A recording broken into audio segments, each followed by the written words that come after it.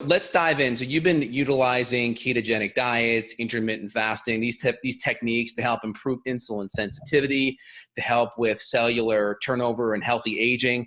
So what's the number one thing right now that you find that patients have a barrier with, that when you make this tweak or you make this adjustment, they get to their next level of health utilizing a ketogenic diet?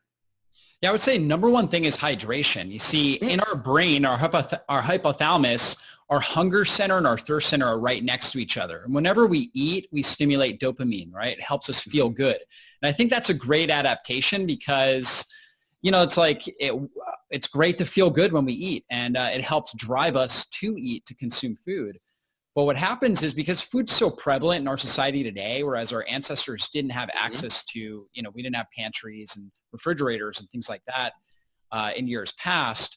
So food is prevalent. We could literally be eating all day long, and we're constantly stimulating that dopamine. And so for many people, we become addicted to it. And our hunger and our thirst center are right next to each other in that area of the brain. And so for many people, they've had these neuroplastic changes where the hunger center has now moved into the thirst center. So they're really thirsty, but they experience it as hunger. So they're like, I need something. I need a dopamine hit. There's something that I'm missing, and there's food. I'm going to go for the food. And really, most people are chronically dehydrated, and we need more fluid. We need more water. And so I find that drinking more water, hydrating your body really well, especially when you first wake up in the morning, so critical for intermittent fasting, so critical for fat burning, for cleansing the body, for energy production, for good mental clarity, and for keto adaptation. And so getting some good water, I recommend drinking, if you're not used to it, start with just 8 ounces, okay? But ideally, trying to get 16 to up to 32 ounces of water within the first hour of waking up. So really hydrating your body well. Because when you're sleeping overnight, you're breathing out water vapor. So you're actually losing water throughout the night. So when you wake up in the morning, really hydrating well, not only will replace that water, but on top of that, it's also going to help stimulate energy production. You're going to notice that your energy goes up. But the better you're hydrated, the more energy production your body's going to have. You're also going to poop better, right? We want to get the poop out. We want to have good bowel movements early in the morning. Your large intestine is most active.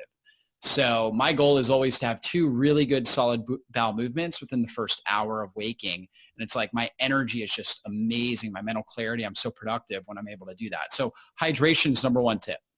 I think that's amazing. I've been following that for years. When I first discovered the book, Your Body's Many Cries for Waters by Dr. Batman Gilage, he talked about that. I'll add some extra like Redmond's real salt, or I'll use a trace mineral support. I'll add to it. Today I had a little bit of alcohol last night. So before I went to bed, if I have a drink, I typically drink a mineral water in between each alcoholic beverage to get the extra minerals back in. And then I did a lot of glutathione before bed and a lot of vitamin C and extra electrolytes to start my day. And those stretch receptors in your tummy, when water comes in, it hits those stretch receptors and allows you to feel more satiated. And then people tend to naturally have an appetite that's more calibrated with what their nutritional needs actually are. So that's a great tip. Yes, so important. I mean, we have that ghrelin hormone. And so when our stomach is empty, ghrelin's going to come out. It's going to tell us we're hungry. So if you're used to eating, a big breakfast in the morning, it's normal for you to want to eat a big breakfast because you've conditioned this response to have ghrelin pop out. But if you just start by hydrating your body, you're going to notice you're going to be more satiated.